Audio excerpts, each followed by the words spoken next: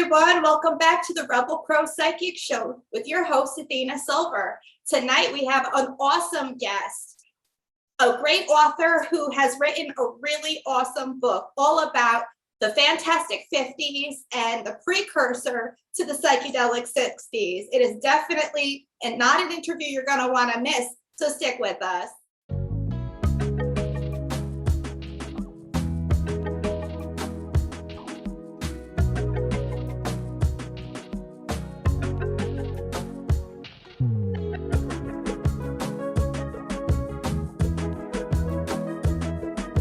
Welcome back. Let's get started. I want to introduce you all to Thomas Hatsis, who wrote LSD, the Wonder Child, all about the years of study and research leading up to what we all know as the psychedelic 60s. We're so happy to have you on the show today, Tom. Welcome. Thanks. I'm happy to be here. I appreciate you having me on. Absolutely. I had to. After reading this book, seeing it, I'm like, I got to talk to him. I got to learn more about the psychedelic revolution that we all never heard about. Yeah. So Can you tell us a little bit about yourself so we kind of get an area of expertise and why you wrote this book? Oh, sure. This book was actually based off of my graduate thesis. I finished it, so this is going back to 2008. And I finished the thesis, and my thesis advisor was like, hey, no one ever wrote a book that focuses just on the 50s. You should probably do that. And I said, okay. And then I wrote 4 other books instead. And then I was like, oh, I should write that one that my professor had told me to write like 15 years ago or almost 15 years ago. So I did. I just finished it up. The last chapter is actually my undergraduate thesis, but obviously expanded. So both my undergraduate work and my graduate work are present in that book. I absolutely loved it because I have heard bits and pieces about the Fantastic 50s. But to get like a complete copy of like how this story all began and to have it filled in the way that you did, it was awesome. Parts of this book like I'd never even known about, but other parts that I'm familiar with a lot of us are, like MK Ultra and the work with Maria Sabina and all the other, Albert Hoffman and all the other big names that are in there. So it was really cool to see and read about the people that none of us ever heard of. Yeah. And some that I think sometimes have heard of, but don't necessarily recognize their contributions to the field.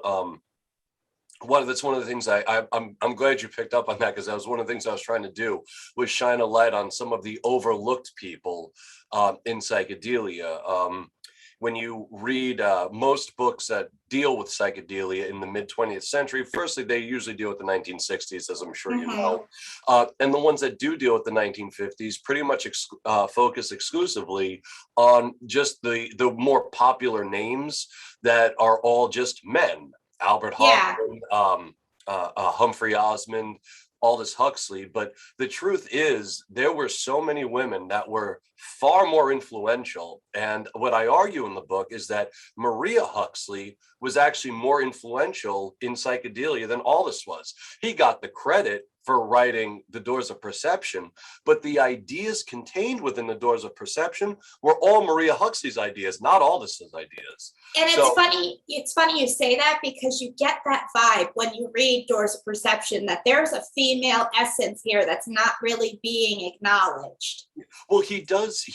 I mean, it's subtle, but he does say, I mean, it's easy. I would agree with you. It's easy to read right past that in The Doors of Perception. But when you're reading it very carefully, like, wait a minute, he is literally saying right here that all of this was Maria's idea. Like all of this, like he and Humphrey Osmond were talking about mescaline in a medical model, and which was standard in the mid 1950s. And Maria Huxley was like, no, what about the clear light of the Tibetan Buddhists? What about the mystical nature of this? And then it was all this, oh yeah, fuck, look at that, the mystical. Oh, I just said the F You're word. good.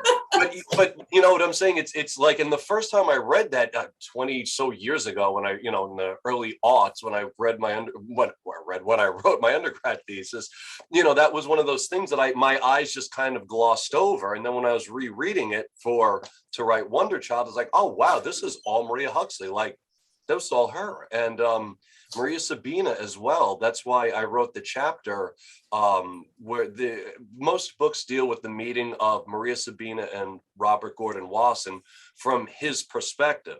Yes. I wrote it through her perspective because I wanted. And I appreciated that. I definitely did, because again, a story a lot of us are familiar with, but people don't really understand what happened after Wasson came and what happened. And how her life was destroyed and uprooted, and that the little saints, the mushrooms that she worked with, no longer helped her the way that they had previously. It was heart touching, you know, as someone who understands plant medicine from the practitioner standpoint. It, like, my heart really went out to her, because again, you're correct. We see it from Wasson's eyes. We don't see it from her eyes. So that was really just, it touched my heart to read about the rest of her story. Yeah, and I mean, it was heartbreaking, a lot of it, you know, to find out about that, and how, you know, this was just these medicines were taken from her and weaponized. Or at least attempted to be weaponized by the CIA. And I mean, she didn't know, Maria Sabina didn't know anything about that, but I'm sure if she would have, like, what are you doing? Like, how are you turning this medicine into a weapon? Well, thankfully they couldn't, because these are medicines, not weapons. And that's one of the lessons of the 50s, is that, you know, as Stanislav Grof calls LSD the non-specific amplifier. And that is true. But one of the things we did learn from the 50s is that using it to try to amplify some kind of weapon doesn't really work. It just and doesn't. I think it brings back the point of how sacred these things are. Oh, absolutely. You know, they're so sacred that they've protected themselves from us, you know, and our misuse as humans, and us fiddling around in everybody's brains trying to find the unlocked, you know, doors. But it's interesting that people were even trying to weaponize it. It really shows the darker edge of human existence and humankind, bringing us into MK Ultra. And now, if I wasn't like a little anti-government before, I definitely am now. Just hearing about, just in depth, how far-reaching MK Ultra was. Like, first, you know, people who are into this type of thing, we all know about what happened with like the Unabomber, and, you know, how his life kicked off from that study. But it's interesting to see just how covert and how willing they were to test on just regular people. Just really just got me a hell no. Like, oh, thank God I didn't have to go through that. Yeah, I mean, really abusing people. I mean, not even just like that. You had some tests, like some of the scientists and doctors conducting tests were doing it ethically. And I don't want to make it sound like it was all, you know, bad, because some of them were, but others clearly were not. And it's, you know, when you read about those abuses, it's like how, and I've brought this up with some people, and they'll say, well, you know, the medical ethics weren't as developed. Yes, they were. Yeah, in the 1950s was not the Dark Ages. They had high standards of medical ethics. Like, the APA had a whole list of medical. The Nuremberg Code had been drafted. I mean, so many of these things were legislated against because that's what the Nazis were doing. I mean, that's the whole thing, is like we set these laws up against the Nazis, and then said to the Nazi doctors, oh, come do that shit for us instead. Yeah, I know we that was all just kind of a show over there. We want you to come here and actually try this stuff out on people, or teach us, you know, how to work with this stuff. And I can understand that in times of war, of course, you do want to protect your interests as best you can, but not, you know, you cross a line when you start abusing people. You know, you cross a line, you know, use a modern, when there's, I understand, you know, we have to I don't know. It just you're crossing a line. Absolutely. It's like, talk about the patient bill of rights right there, why we Yeah. have it. Yeah, and I mean they tested on children as well. I mean, it's like this is not that there's, you know, I don't mean to make it sound like because they also tested on someone that was 50 that somehow her life was worth less than a child. Yeah. Not, but just that, you know, They curtailed the line of ethics a little bit too fine right there. yeah, A curtails little a nice too. way of putting it. Yeah, it's they walk that fine line between like, this is horrifying and this is all right. Yeah, and some of them didn't have any problem with it, and that's the scary thing. Oh, I Some know. doctors later on, when they looked back and they had the trials in 1975 and 77, some of these guys look back, wow, yeah, you're right. Like the Cold War, it got away with us, the Red Scare, we messed up. Like, holy shit, we messed up. Other guys were just like, yeah, you want to make an omelet, and it's like, whoa, come on, like you left people permanently crippled making Absolutely. omelet. But as a Puerto Rican woman who knows history, I already know that they were doing the same kind of stuff on the island for other reasons. So not surprised there. No, but it's yeah. just, it shows why it's so important for informed consent, because I don't know if these people were properly informed, the ones that were able to consent. Some of them were not. Some of them were, and others were bribed. Like there was, and then yeah. So some people did consent. Some absolutely did not. And then there's this fuzzy area in the middle wherein you'll remember it from the book in Lexington, Kentucky, the narco center. They were trading hard drugs for participation in LSD and psilocybin studies. And then they were writing up in their reports, oh no, none of these patients had any narcotics, any heroin for at least 3 months. It's like, you just gave it to them a day ago for them to participate. So it's like, well, they did consent, but they were bribed. And it's like, it was like you're bribing recovering addicts with the drug, their problem drug, and calling it consent. It's like, I don't think that that's consent necessarily. Absolutely. And as a scientist, wouldn't you be worried about the efficacy of your study? Right. If there's unknown substances in the works, who knows, whatever you gave them, could have interacted with, the illicit, and it could have just created a bigger problem or psychosis. I don't think they were really being honest about the experiment with themselves, at least. Oh, they were. That's a great point. I should have spoken to you before I wrote the book, because that's a great point. No, I didn't even think of that, Athena, that it's like you can hit me up for your next book. Okay, absolutely will. Now, definitely. With that kind of no, but it's true. Like, you're absolutely right about that. Like, it's, I don't know, that whole thing was just such a mess. And they didn't really, so far as I could tell, like nobody really ever went down for it. I mean, there was they had the Senate subcommittee hearings, but those are practically useless. I mean, everybody pleads the fifth. Yeah, exactly. Yeah, with the MK Ultra stuff, I mean, some people did come forward, but other people, I mean, their lips were sealed. There's so many people that went right under the radar. And to me, what bothered me the most reading that part was that they deem these people undesirables. They deem them as less worthy of the society's love and attention and healing. They just wrote them off. When you get down to talking to these people, a lot of their issues were poverty, not having enough nutrition growing up, having broken homes, all things that could have been fixed.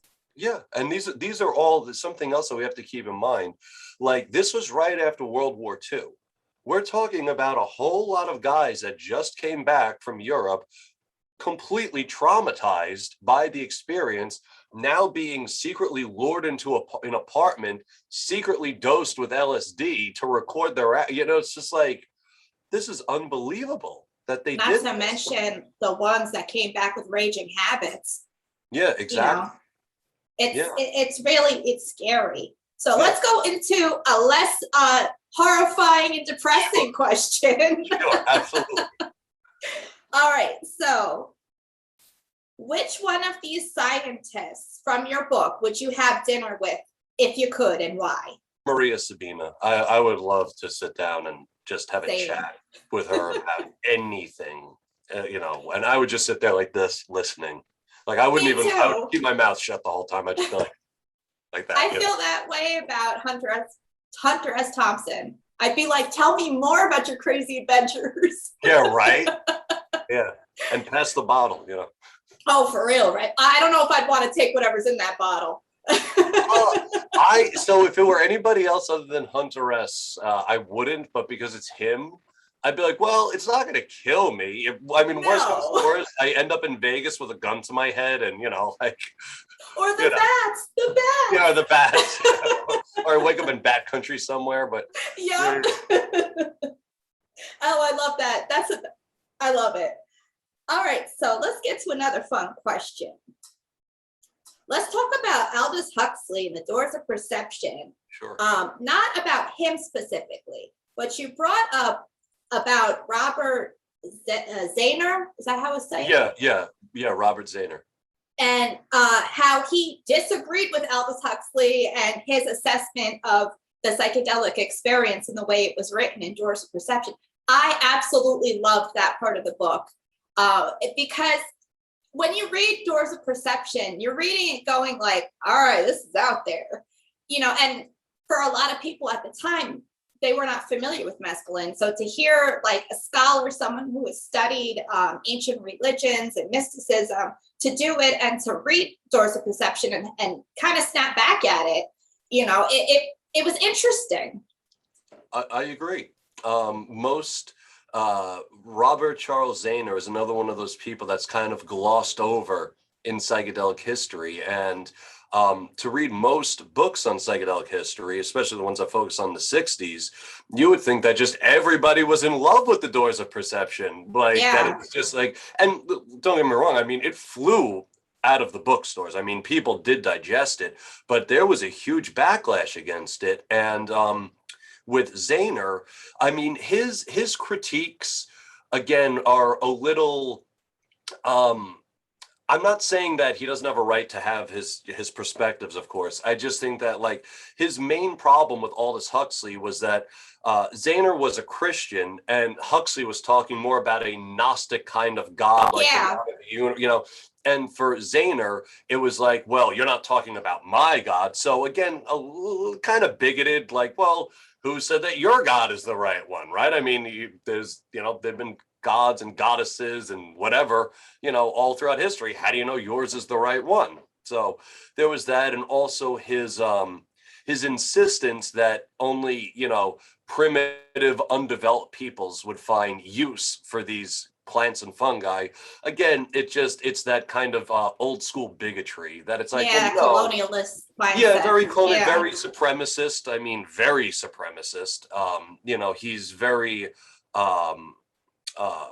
clear that, well, white people's religion is more civilized, so we don't need this stuff. And it's like, first of all, that's so not true. Second of all, there are plenty of white people who have found divine awakening with these plants and fungi. Yeah, just think Amanita muscaria in the Norse.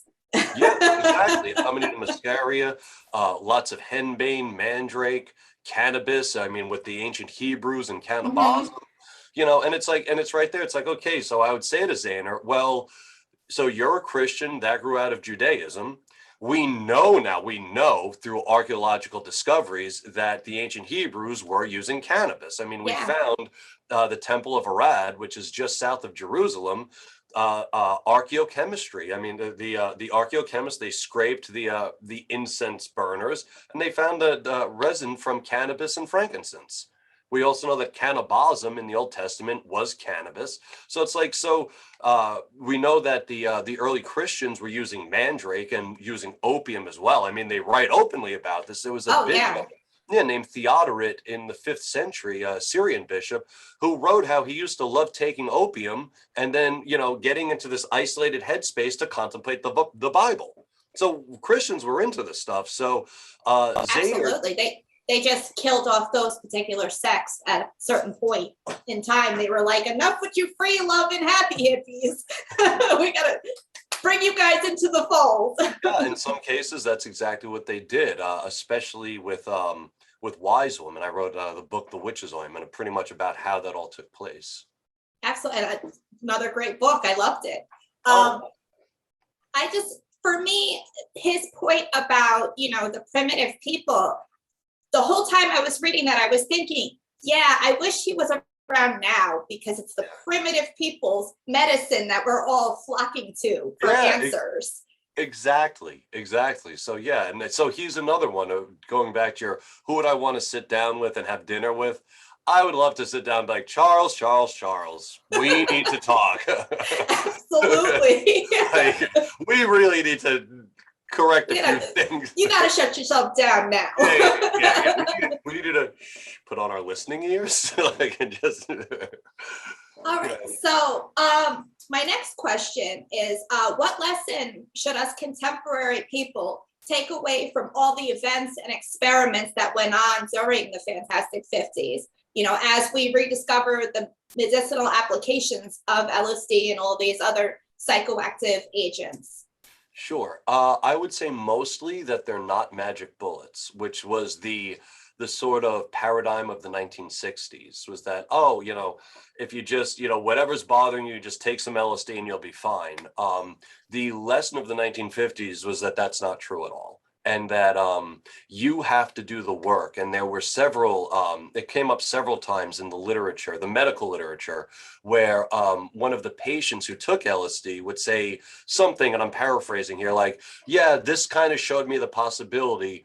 But what it really showed me is that it's up to me to make the change, and that only I can, do this. And I think that that was the most important lesson of the 50s. Also, integration. We talk Yeah. about integration today as if this is a new thing.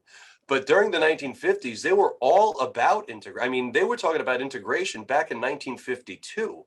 And it was just during the 1960s, there was no real integration. And so we kind of collectively forgot about that. And then today we're like, oh, yeah, that integration stuff, we should adopt it. It's like, yeah, they knew that in the 1950s. Like most of the things that we're saying today, like, oh, wow, we should or shouldn't do that, they already figured it out in the 50s. And the So, thing for me is that it's like, if they were to go to find the source of where these, plants come from, the indigenous people, they knew setting and integration. It was all wrapped up in the ritual. It's just at the time, it seemed like bigotry kind of got in between that cultural transfer. They took the chemical, the agent, the plant, and they synthesized it, but they forgot to synthesize the ritual aspect of it. sure. And it shined through so greatly. It's like, you guys are missing the point. The chemical is just a chemical, but it's what you do with it, and how you open up your soul that really makes the difference. Yeah, and there were some people doing that, like Humphrey Osmond. He got right in the middle of the dispute between the Red Fan tribe up in Canada and the government, saying that they shouldn't be allowed to use peyote. So he went out and participated in a peyote ceremony to just say, look, like, this is not what you're saying it is. This is not alcohol. It's not a drug. So, you had the R.C. Zayners, of course, but you also did have the Humphrey Osmonds and Albert Hoffman, for that matter, and Aldous Huxley and Maria Huxley were all saying, no, you got it. Like, especially as I said at the beginning of this talk, Maria Huxley, like, we owe her so much. She was, from what I can tell, like, the first person, at least in the 1950s, to really try to reopen that paradigm. And it's a paradigm we've had in the West for centuries. It just, history is weird. Things come and go. Things get lost sometimes, and you forget a technology and then you discover it again. It happens. That's why I think this generation, this time that we find ourselves in, is so interesting, because I feel like we're getting the convex between all of this. We've got all this history behind us. It's starting to look back, but I feel like we're, as a society, more open and more ready to kind of see the nuances in between and bring and collect all this information together and give it another try. Yeah, I hope so. Yeah, it seems to be going that way. I mean, we decriminalized everything, all substances. I'm in Oregon, and in Portland, we just legalized psilocybin for therapy, and over in DC, I think I don't remember what, I think it was a decrim. I think it was, they just scored a I think it's decriminalized. Yeah, and Michigan as well. And I'm So over in New York and we're finally, broaching the topic of recreational. And I'm just sitting there on the sidelines going, yeah, but this could go so many ways. It could go really well, like in California and Colorado, or it could be really bad, like in like Rhode Island and Massachusetts, where it's like locked down, heavily restricted, but nobody thinks about the patients and the patient's needs. yeah, You yeah. know, I'm from New York originally, so where? Franklin Square. Do you know where Where? that is in Nassau County? Okay, I'm familiar with Nassau. I'm up in Poughkeepsie, Oh, cool, cool. so I'm like way out there. Just, yeah, I had friends of mine that were telling me about how cannabis, like there were something going on there, like people are getting a little, sick of the whole thing. Like, and I mean, it's just that going after people for smoking cannabis is the biggest waste of resources and money, like imaginable. Absolutely. Like, it's ridiculous. And most of, from what I understand, it's at least in the NYPD, and I don't know if this is just what a buddy of mine said, so please don't take it as gospel, but I could see it. He said they don't want to deal with it. It's like No, they New don't. York City. We have real fucking problems, and some kid smoking a joint is not one of them. Absolutely. Oh And my God, for real. I was my partner and I had just visited New York in August, and we went to see my brother and his wife over in Bay Ridge, Brooklyn, and we're I walking. used to live in Bay Ridge. Oh, awesome! Yeah, yeah. We're walking to his apartment, and there were these three kids sitting on a bench smoking a joint, and I was like, yes. And and my partner was like, "What's up?" And I was like, "We used to have to hide. Like we were like Yeah, this. it's Like like I'm two like these toast. kids are." Yeah, I'm like this is. It's like 2 o'clock in the afternoon. They're just sitting right on a bench, and it's like they're not going to get arrested. They're not going to have their lives ruined. I was so psyched for these kids. I was like this is what we were all talking about. This is what we've all been fighting for the past 20 years. It's so that these kids could just sit down, smoke a fucking joint, and not Have a worry that their chat, lives are yeah. going to be ruined. Because I'm sure all three of them are good kids. I don't know them, but my guess is they're just three good kids that, they go to school, they do their chores, they do their homework. Let them smoke a fucking joint. Who And cares? chill, right? Yeah. No, I feel you on that same gripes. My thing though, and what I'm passionate about here is bringing spirituality back to cannabis use, Oh, because yeah. it got lost in the shuffle over this past couple of decades. I would even say it past 200 years. We've gotten so far removed from who we are supposed to be and who we should be as spiritual beings that it's like people don't realize that cannabis is a very important, key to unlock a really interesting door, Oh, yeah, they say it's a gateway drug. Yeah, gateway to love and understanding and compassion. Like right? that's a But gateway. they criminalize consciousness. Yeah, They take it away from us like we can't handle it, and demonize those of us that seek it. sure, but here's the thing. Let's say that I can't handle it. That's not up to you, government, to decide that for me. Let's say I can, and I can, by the way, but let's say I couldn't. That's not your choice to make. It is my choice to make because this is my body, not yours. We all have the right to have terrible trips. Yeah, exactly. And the good news, it's funny because Alan Watts, the great metaphysical philosopher Alan Watts, after the first time he took LSD, he said, yeah, that's cool. Cannabis is a way better spiritual tool, though. So this is after taking LSD. And a colleague of mine, Chris Bennett, has a book coming out April 2022, I believe April 2022, called Cannabis Lost Sacrament of the Ancient World. And just like he dug up all these references, to cannabis as use as a sacrament. I'm right on board with you, Athena. Oh, I want to talk to him. Oh, sure. Yeah. Oh, he's a riot. Definitely my kind of book. Yeah, he's a riot. He writes Yeah, like no, he's written 4 other books. This whole book though just really, it bridged so many broken pieces of the story back together, and it was kind of healing to hear the whole story and why it got scheduled, and it's like that list, how it's being weaponized against us. It really got me on a soul level, and my inner activist is like, hell no. Yeah. I mean, that's why, like, I still to this day, it's like, I don't trust the FDA. And why, I'm like, You want me to trust the same idiots that put cannabis and mushrooms as a Schedule 1 drug? You think that I'm going to trust that judgment? I mean, really? No, I don't. For real. I don't get it at all. But thank you for coming on and having this really awesome discussion about your book. Again, that's LSD, The Wonder Child. It's going to be available. Is it available now or is it out soon? It's available now, and the audiobook got pushed back till I think it's October 19th, but it was supposed to be out like a month ago, and I don't know what's going on. It's not on me, it's on the publisher, but yeah, October 19th, the audiobook comes out. It's read by me. Thank you again for coming on. I really appreciate it. This has been an amazing conversation. Whenever you have another book coming out, please hit me up and let me know. I would love to have you on. Whenever you want to come on, you let me know. Absolutely. Sure. And I really want to get you on our podcast to talk about your experiences. Like big time. Absolutely.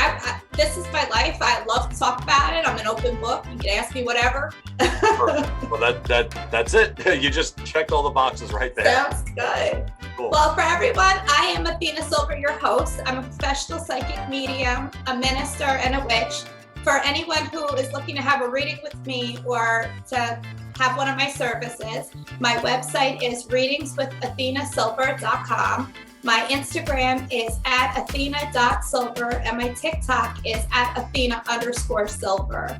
And we will catch you guys not next week, but the week after that on YouTube and on all podcasting apps. Have a good night, everyone.